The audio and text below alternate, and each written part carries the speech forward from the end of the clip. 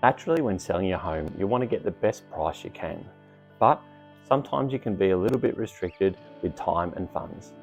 Here's some simple things you can do to get your home ready for sale that will only take a weekend. It'll cost you less than $500, but may very well add tens of thousands of dollars of value to your home. Here we go. Gutters. First impressions really do matter, and there's nothing worse than the buyer walking down the driveway and seeing weeds and leaves in the gutters. It's pretty simple to get up there, give them a good clean out. If you are worried, or if it's a little bit high, or if you're not able to do it yourself, by all means get somebody out. Normally it'll cost a couple $100, but it's well worth it. So gutters, definitely get those done. Grouting and caulking. Again, amazing how many times you get a house, even if the kitchen and bathrooms are quite good and the wet areas in total look quite good, you've got caulking that's got mold through it, you've got bits of grout missing. It's not hard to freshen it all up. It can be a little bit time consuming and a bit tricky. There's plenty of videos out there on YouTube, but it's well worth doing just to give it a good boost and freshen up throughout. Again, if you can't do it, there are people that will come out. It will cost you naturally a little bit more, but again, just a fresh lot of caulk and grouting if needed can go a long way. Another simple one, washing windows. Again, seems pretty obvious, but windows, give them a wash. Again, it's incredibly cheap to do, can be time consuming, but well worth it. When buyers are looking at a home, if they see grubby windows, all they're going to think about is how much time is going to have to go into cleaning those windows, and if the windows aren't clean, what else is dirty and hasn't been looked after as well. If you've got nice clean windows, especially if you've got a nice outlook, it goes a long way. So washing the windows is really important. Decluttering. This is probably one of the most important things.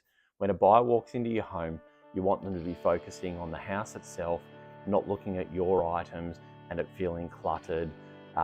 You really want to have a spacious kind of area. So what you want to do, get plenty of tubs, whether you go to Bunnings, something like that. You're going to have to start packing soon if you're moving anyway. Pack up as much as you can. Any old furniture that you've got to get rid of or items, get a skip, throw it out, do whatever you've got to do and really open up that space. A lot of the time people say, what do we do with all our tubs and these items? If you do have a garage or an area under the house, by all means put them in there. Again, people are worried, what happens if the buyer looks in the garage? Look, if the buyer looks in there and there's 30 tubs full of stuff, it's not going to be the end of the world. They'll just think, well, you're in the process of moving, so be it. But honestly, it's a huge difference just to open it all up and give it a nice feeling of space. So decluttering is a big one. Mulching. Mulch can be your best friend around the garden.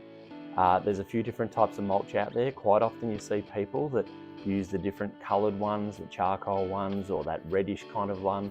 Generally, I just go with the budget mulch. I think it's a lot more forgiving. As you have weeds start to come through it, it doesn't show it up as much, but mulching is a huge thing. Again, it's not too expensive. Budget mulch, you're probably looking around $40 a square metre plus a little bit to get delivered. If you do know a tree lopper, or if you can get in touch with a tree lopper, a lot of the time if there's one in the area, they'll be happy to drop off a load to you for free because they're trying to get rid of it anyway. So mulch, again, is your best friend. Get it delivered. Obviously when you mulch, it's one of the last things you do. You want to do it in the last week or so before you go, just so it looks nice and fresh, and again, you don't have weeds and things popping up.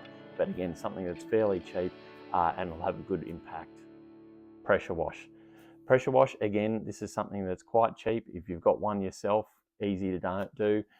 You can borrow one, or worst case, hire one. But yes, pressure washing makes a big difference. Asphalt, concrete, driveways, all that type of thing. Just give it a good freshen up. You might also have areas, going back to your gutters, they might need a pressure wash.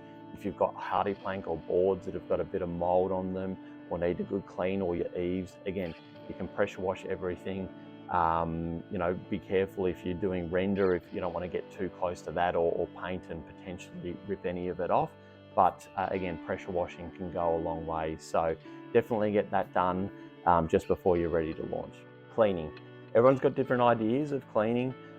It's really important to give the house a thorough clean throughout. A lot of buyers will poke their head in the oven and you don't want it full of grime. So give all these areas, kitchen areas, a good clean, mop the floors.